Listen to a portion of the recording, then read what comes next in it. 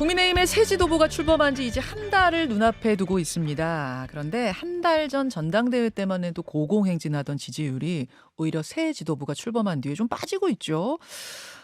이런 와중에 어제는 당대표인 김기현 대표와 홍준표 대구시장 간의 설전도 오갔습니다. 당 지도부 인사들이 참 난감한 상황일 것 같은데요. 당의 수석 대변인 유상범 의원과 함께 짚어보죠. 어서 오십시오, 이 의원님. 네, 반갑습니다. 처음 보는 거죠? 아니 우리가 전화 인터뷰는 꽤 했었는데 네, 했었죠. 스튜디오에서 이렇게 뵙는 건 처음이에요. 네. 약속을 꽤 전에 저희가 인터뷰 약속을 잡아놨는데 하필 당이 좀 시끌시끌할 때가 딱 됐어요. 네. 요새 지도부 회의 분위기는 어떻습니까? 지도부 회의 분위기 방금 말씀하신 대로 네. 3월 초만 해도 저희가 10% 이상 앞서면서 저희들이 굉장히 분위기가 좋았죠. 전당대회 때 계속 네, 고공행진했잖아요. 고공행진. 근데 그 당시에는 사실은 이제 이재명 대표의 사법 리스크와 민주당 내 갈등 이런 요인이 컸고 전당대회가 끝나고 나서는 네. 또 정책적인 측면에서의 문제 또 뭐 여러 가지 실언 논란 또 한일 관계에서의 문제 이런 게 여러 가지로 겹치면서 예. 지지율의 하락이 있는데 현재 지도부에서는 결국은 야당은 말로 정치를 하지만 여당은 정책으로 정치를 한다라는 그 기조하에 이제 제1호 특위로 이제 민생 특위를 발족을 했고 예. 민생 119가 제1호 정책으로 물보내기 운동 특히 이제 호남 지역의 아주 극심한 가뭄에 대한 그 국민적인 관심을 유도하고 그 정책적으로 지원하는 그 방안을 추진하고 있지 않습니까? 예. 그와 같이 이제 정책의 의장 중심으로도 민생 그 각종 정책에 대해서 그 추진을 계획을 하고 지금 노력을 하고 있습니다. 그래서 지도부에서는 그런 점에 민생 정치 중심으로 어떤 방향을 잡고 네. 계속 추진하고 나가고 있고 내부적으로는 뭐 과거와 달리 안에서 서로 간에 손가락질하는 일은 없는 그런 지도부로 구성이 돼 있다. 이 말씀을 좀 드리겠습니다. 그러니까요. 민생 정책을 가장 앞에 놓고선 네, 지금 하겠다라고 네. 김기현 대표 선언하셨는데 괜히 다른 잡음들이 막 들리면서 뉴스가 덮이는 느낌이 들어요. 예. 그리고 김기현 대표 출범하고 지도부가 완전히 구성되는데 시간이 조금 걸렸죠. 예. 그다음에 가장 중요한 정책위 의장의 선정도 지난주에 이제 마무리가 됐고 해서 이제 본격적으로 민생 정치를 위한 투어가 진행될 것으로 예상이 되고 있습니다. 이제 좀 지켜봐 달라. 네, 그렇습니다. 그런 당부세요. 네. 그럼 요 얘기부터 좀 해보죠. 앞서 뉴스연구소에서도 브리핑했습니다만 오늘 양곡관리법에 대한 거부권을 대통령이 행사를 합니까? 뭐 거부권 행사를 하실 거로 예상이 되고 있습니다. 그렇죠. 네. 근데 거부권 행사를 대통령이 하면 민주당이 국회의장하고 조정하기 전에 더 센 안, 그 센 안을 다시 이거를 통과시키겠다. 다시 올리겠다. 네. 이렇게 얘기하고 있는데요. 어떻게 생각하세요? 민주당 원래 뭐 그런 식의 블러핑과 항상 선전선동은 계속 반복되어 왔지 않습니까? 결국은 지금 그것 자체도 거부권 행사라는 것이 국민들의 요구에 의해서 요구를 민주당이 대변하는데 대통령이 지금 거부했다는 그 일종의 프레임을 만들기 위한 부분인데 거부권을 또 유도하는 거다. 계속 그렇습니다. 유도하는 거다. 그런데 지금 양곡관리법과 관련돼서 제가 추가로 좀 말씀을 드리면 저도 지역구가 농촌 지역입니다. 예. 지역 농민들한테 양곡관리법에 대한 말씀이 있는데 자, 본인은 고추 농사를 짓는다고 해요. 나 고추 농사를 짓는데 쌀 농사를 짓는 거 고추 농사를 지으면 같은 매출을 올리면 실제 들어가는 비용은 고추 농사가 거의 2배가 된답니다. 투자금이. 예, 투자금이. 근데 같은 수익을 놓고 보면. 예. 그런데 쌀을 짓는 사람은 실질적으로 노동력 투입이 또 거의 99% 가까이 기계화가 돼가지고 훨씬 이런 일반 작물 농사에 들어가는 노동력보다 훨씬 적다는 거죠. 근데 거기는 무슨 가격에 어떤 변화만 오면 국가가 다 매수를 해준다. 이 다른 농민들은 그걸 수용을 못하는 겁니다. 굉장히 큽니다. 왜 쌀만 그렇게? 그러면 왜 쌀을 그렇게 하느냐? 근데 쌀을 수입하면은 그 수매하는데 지금 1조 원이 비용이 든다는 그 이제 정부의 그 예산의 낭비 얘기가 나오지 않습니까? 네. 근데 그것만 드는 게 아닙니다.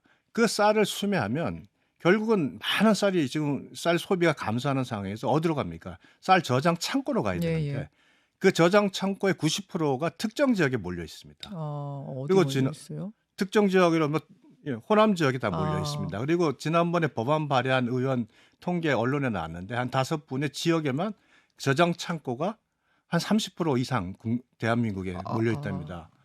그러니까 이거 자칫하면은 농민을 위한 법이 아니라 그 법이 결국은 창고 복지법이 될 수가 있어요. 창고 복지법. 창고업자 복지법. 그러니까 음. 이건 굉장히 그런 여러 가지 음. 농민들의 그 쌀 농사를 하는 일부 농민을 아는 일반 작물 농민들이 음. 갖고 있는 그 시각 네. 그런 게 있고 그 과잉 생산된 쌀을 저장을 해야 되고 3년이 지나면 결국 동물 사료나 이런 걸로 다 낭비를 합니다. 알겠습니다. 그런 그런 것 부분이 때문에 인제 계속 예 반대를 그렇습니다. 하시는 거고 또 농민들 사이에서도 의견이 좀 찬반이 많이 갈린다. 갈리죠. 저희 그런 지역에서는 뭐 다 반대니까요. 그런 말씀이신데 이제 민주당에서는 하지만 전반적인 민심을 봐라. 국민 과반이 대통령 거부권 행사에 지금 반대하고 있다.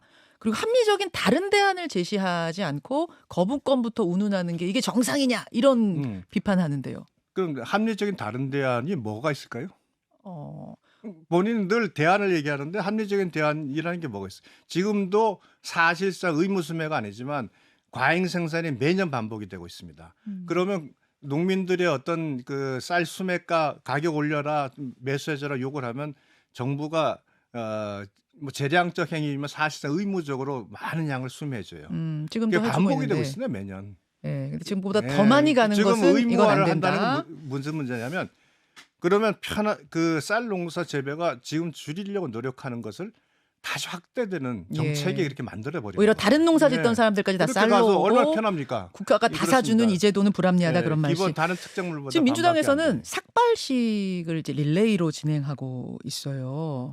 또 뭐 이 양곡관리법뿐만 아니라 후쿠시마 농산물 수입도 재개될 수 있다 해서 네네. 후쿠시마를 의원들이 곧 방문한다 이런 네, 굉장히 네. 강한 항의 액션들이 나오고 있는데 그 부분은 어떻게 보세요?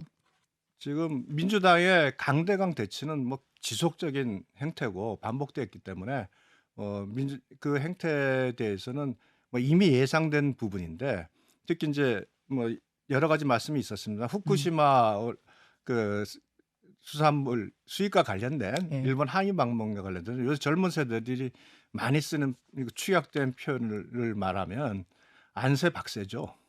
안새 박새가 안에서 뭐예요? 새는 바가지 바깥에서 샌다.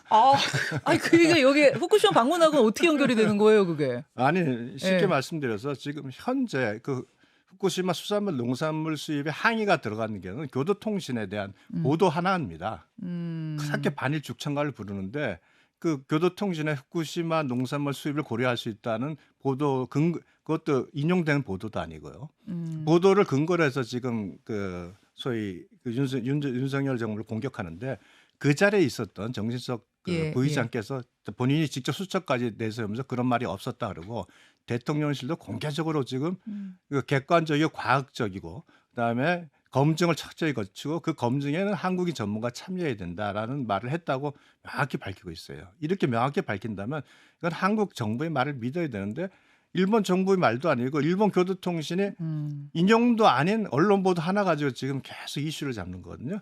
이게 소위 말해서 특정한 그 민주당이 지금까지 보여줘왔던 어떤 선전선동의 기본 모습이 그대로 반복이 되는데 일본 그 기억나십니까? 일본의 자민당 의원들이 독도는 우리 땅 그러면서 한국에 들어온다고 해서 네. 한국에 들어왔다가 입국 거부를 당하니까 공항에 앉아가지고 항의하고 돌아가서 그걸 뭘로 썼냐면 결국은 자기 국내 정치용을 썼거든요. 몇 해 전에. 지금의 민주당 의원들이 일본이 본인들이 싫어하는 일본 극우 정치 행태랑 뭐가 다릅니까? 그 일본 네. 자민당 의원들의 네. 몇 해 전 해프닝을 따라하는 것이다? 네, 좀 차이가 그렇게 없어 보세요? 보입니다. 네. 아니 그런데 이게 이제 후쿠시마 뭐 오염수 문제만이 아니라 독도에 관해서도 뭐 이제 아니 그 일본의 부분도 제스처가 정확히 있다고 말씀을 드렸어요. 하고. 대통령실에서 예. 그 부분도 정확히 얘기했지 않습니까? 예. 독도 얘기는 나온 적이 없다. 뭐 소녀상 이야기도 나왔다. 이런 보도들이 뭐 계속 여러 가지가 계속 나오는데 겹치니까. 자 그걸 보시면 뭘 예. 봐야 되냐면 일본의 정치 상황을 보셔야 됩니다.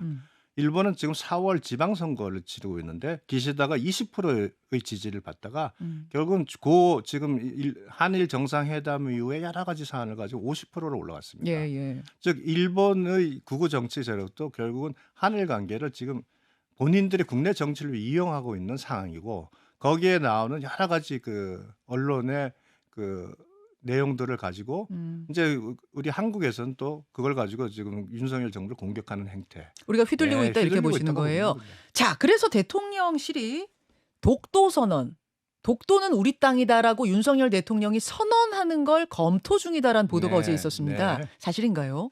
그 부분은 제가 확인을 못해서 뭐 정확히 파악은 안 되고 있는데 뭐 필요에 따라서는 대통령께서 그런 선언까지도 가능하실 수 있다고 생각을 아, 합니다. 그렇게 보세요. 네. 유승민 전 의원 같은 경우에는 아니 독도는 이미 우리 땅인데 대통령이 독도 선언을 하면 이거는 오히려 일본 도와주는 거 아니냐, 분쟁화시키는 거 아니냐 이런 우려하시던데요. 네, 그 과거에 뭐 그런 우려도 있었고 여러 가지 예. 이제 그 국제재판소에 뭐 제소하는 얘기도 예. 있었지만 실효적 지배를 우리가 하고 있던 기본적인 상황이기 때문에 음. 그것으로 인해서 무슨 국제 분쟁으로 갈 사안은 아니라 생각을 합니다. 아, 독도 네. 선언한다면 예, 그것도 그것 자체만으로도 그것 어. 자체가 바로 무슨 뭐 국제재판소에 가거나 그러면 국제 분쟁을 야기할 문제는 아닐 거라고 봅니다. 개인적으로는 네. 찬성이시군요. 알겠습니다. 당내 이야기로 좀 넘어가 네. 보겠습니다. 당내 이야기.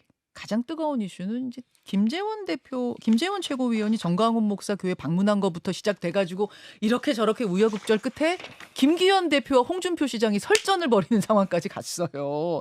앞서서 그 상황에 대해서는 저희가 연구소에서 설명을 네, 해드렸고 저도 바깥에서 좀 지켜봤습니다. 들으셨죠?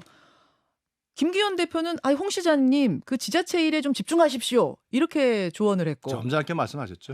홍준표 시장은 정광훈 목사한테는 아무 말 못하고 나를 왜 질타하는가? 과거에 전 목사를 이사야 선지자라고 한 것 때문에 김기현 대표 그러십니까? 이 얘기까지 나왔습니다.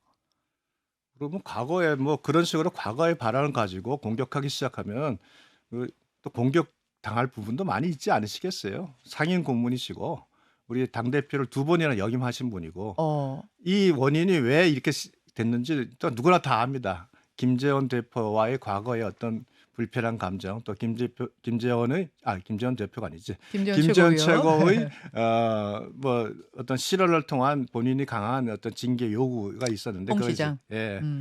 그런 부분에 대해서 이제 이 당에서는 조금은 거리를 두는 입장이다 보니까 이제 강하게 불만을 표시하시는데 뭐 이 정도 하시면 충분했다고 생각을 합니다. 그리고 더 홍준표 시장께서도 과거 이미 아까 말씀드렸죠. 2번의 당대표도 겪으시고 어려운 그 당의 위기상에서 본인 말씀대로 당을 구했으니 좀 지켜보시는 그 약간의 여유를 가지시는 게 어떤가. 뭐 그 과한 주문이지는 않으리라 생각합니다. 홍준표 시장도 정광훈 목사하고 뭐 과거에 좀 얽힌 것들이 있는 걸로 아세요? 저는 뭐 그렇게는 생각을 안 합니다. 아, 그건 아니고. 네. 그리고 정광훈 목사와 어떤 관계를 맺었던 부분은 네. 과거에 이제 우리 그러니까 황교안 대표께서 여러 가지로 광화문 투쟁하는 과정에서 서로 간에 뭐 관계가 좀 있었지만 그것도 어느 순간 지나서 뭐 관계가 멀어진 걸로 그렇게 알고 있습니다. 아니 비대위 체제 발언까지 나왔어요. 홍준표 그거 시장이. 바로 지우셨잖아요. 바로 지웠습니까? 바로 지웠어요. 지워도 볼 사람은 다 보고 보긴 다 보죠. 캡처는 다 떠났고 돌아다니고 그런데 있고. 그 바로 한 달도 안 된 그 당 대표를 가지고 벌써 비대위 언급하는 것이 적절치 않다 하는 비난이 바로 나오니까 또 그 정리하셨죠. 그건 잘하신 것 같아요. 삭제는 아니고 이게 살짝 수정만 한 거더라고요. 그 글 삭제는 아니고. 예.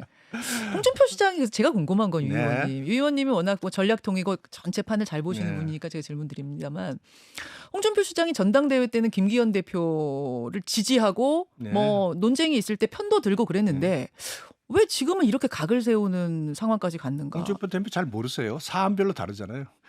아, 저는 잘 몰라요. 좀 어떻게 사안마다 본인께서 보는 시각에 따라서 늘 입장이 바뀌시는 거니까 뭐 이번엔 이제 이 정도 했으면 그만 멈추셔도 되지 않겠습니까? 왜 친구에 나오는 영어처럼 고마해라 말이 무겁다. 그만해라. 뭐 이 정도 되면 홍준표 시장이 갖고 있던 장의 생각, 의지, 그다음에 김재원 최고에 대한 뭐 비판 충분히 뭐 전달이 된 걸로 저는 생각을 합니다. 전광훈 목사가 이제 뭐라고 했길래 홍 시장이 이렇게 화가 났는가 하면 전광훈 목사가 자신의 유튜브 채널에서 이 XX라 그랬죠. 예, 이 알죠. X들 공천 주지 마. 이런 공천 운운을 했단 말이에요. 그러면서 이제 홍준표 시장이 더 화가 난 것 같아요. 공천 얘기한 그 부분 어떻게 보세요? 정광훈 목사가 우리 당 당원인가요? 아니잖아요. 아니에요. 그 자유통일당 자유통일당. 자유통일당 예. 총재인지 당수인지는 예. 모르겠지만 하고 계시잖아요. 예. 정가은 목사가 했던 말도 김기현 대표에게 뭐 우리 당에 대한 얘기겠습니까? 음. 본인이 당에 대한 얘기 결- 같은데요. 결국 본인이 정광훈 목사도 홍준표 그 시장에 대한 불만을 그렇게 말씀을 하신 거고 돌려서. 홍준표 시장한테 네, 화가 나서 그러니까 홍준표 시장도 얘기다. 그 얘기를 듣지 나를 공천 주지 말라고 얘기해. 그러니까 또 말씀하신 거고. 아니 유 의원님, 그러니까 정광훈 목사라는 분의 영향력이 지금 당에 어느 정도길래 이렇게 뭐 연일 전광훈 목사와 지도부들 또 뭐 시장까지 이분들이 뉴스에 도배가 돼야 되는 건지. 도대체 정광훈 목사는 국민의힘에게 뭡니까? 저한테는 전혀 뭐 아무 어떤 분도 아닙니다. 어떤 분도 아니에요. 저는 개인적으로 나띵이에요, 나띵? 나친 그거는 사람에 대한 평가는 지나친 부분이고 그래요? 저와는 어느 인연이 없고 제가 아는 한 예. 우리 당내 의원들에게 예. 뭐 특정하게 어떤 그분의 관계를 맺거나 당내 의원들이 영향을 받거나 그런 거는 제가 거의 못 느꼈습니다. 그러니까 다 확인한 건 아니지만. 그래서 예. 이 부분에 대해서 조금 우리 당내에서도 굉장히 불편하게 보는 부분이 많습니다. 특히 이제 극우적 태극기 부대의 상징으로서 활동하시고 그것이 결국 국민들에게 반드시 좋게만 보이지 않는다. 그렇죠. 이건 다 아니까요. 유 의원님 오늘 뉴스쇼 네. 첫 스튜디오 출연이시잖아요. 한 5분 정도 더 시간이 가능하실까요? 저는 이렇게 아무나 좋습니다.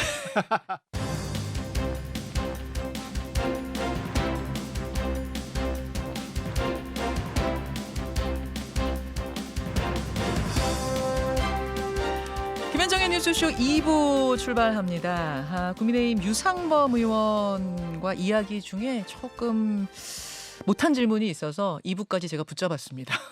붙잡혀 주셔서 감사드리고요. 국민의힘 당내 이야기를 하다가 네. 좀 시간이 넘쳤어요. 네. 그러니까 전광훈 목사 이야기였는데 네. 분명히 이번 전당대회에서는 크든 작든 영향을 미친 게 분명해 보이고 예. 이제 총선 앞두고 있는데 네. 총선 앞두고 당내 경선에서도 그러면 이분과 이분의 지지자들이 영향을 미치면 어떡하겠는가. 그렇게 될 경우엔 당 전체 지지율에도 영향을 주지 않겠는가. 총선 전에 영향 주지 않겠는가. 이런 우려들 나옵니다. 예. 그 전에 뭔가 선긋기 확실하게 하고 뭔가 선언이라도 좀 하고 가야 되지 않겠느냐는 조언에 대해서는 어떻게 듣고 계세요?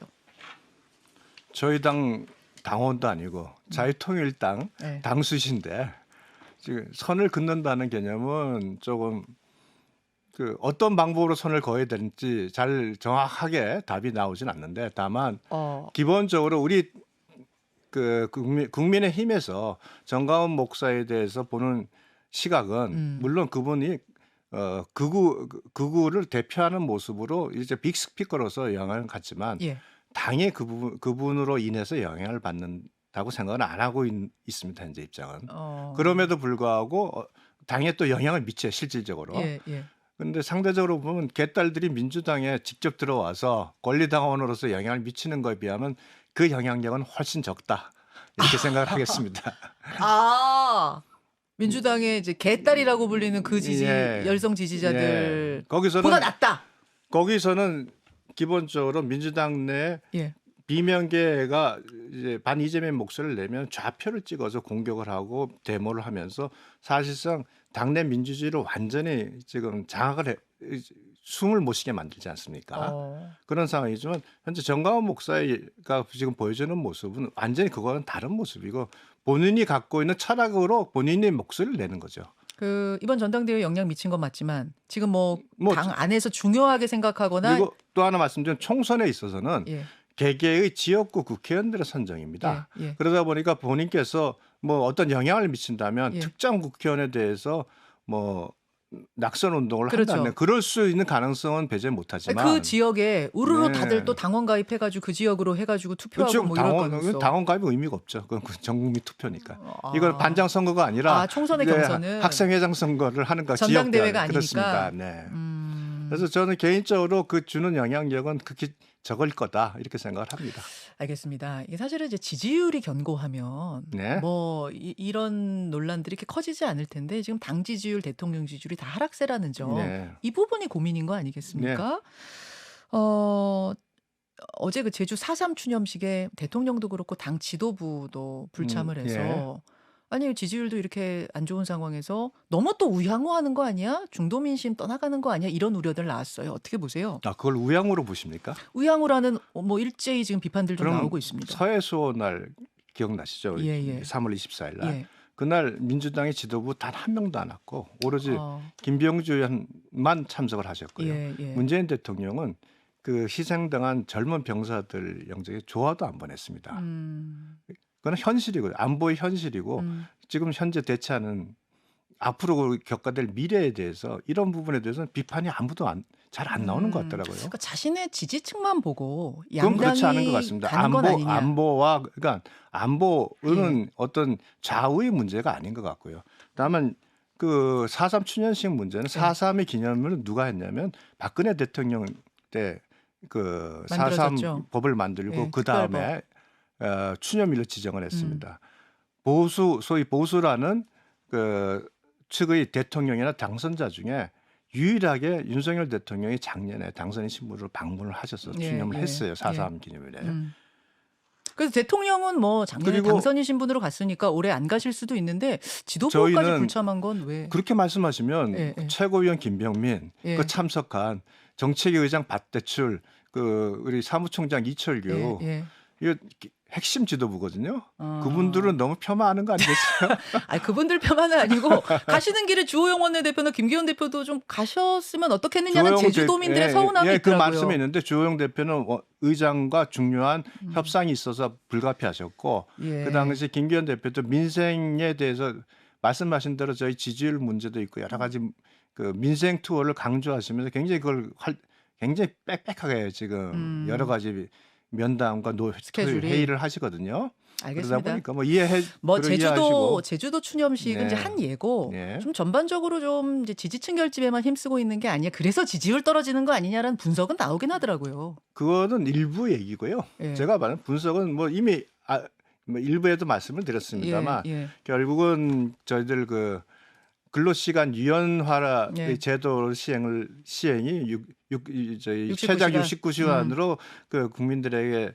잘못 인멸돼서 나온 비난, 그다음에 한일 회담을 하는 과정에서 강제징용 제3자 배상과 관련된 논란, 그다음에 일본에서의 언론 논란, 그리고 그보다 조금 더 하나 추가한다면 이제 김재원 최고의 어떤 부적절한 발언, 이거 명확하게 그 원인은 저희들이 분석을 하고 당에서 정확히 알고 있습니다. 그래서 그와 같은 문제를 민생이라는 정책을 통해서 국민들에게 예. 다가가자. 이게 지금 당의 지금 지도부의 방향입니다. 알겠습니다. 신평 변호사 그 얘기하셨더라고요. 지금 생각났어요. 신평 변호사가. 그래서 대구 서문시장만 몇 번을 가시는가 뭐 이런 좀 불만도 있는 것 같고.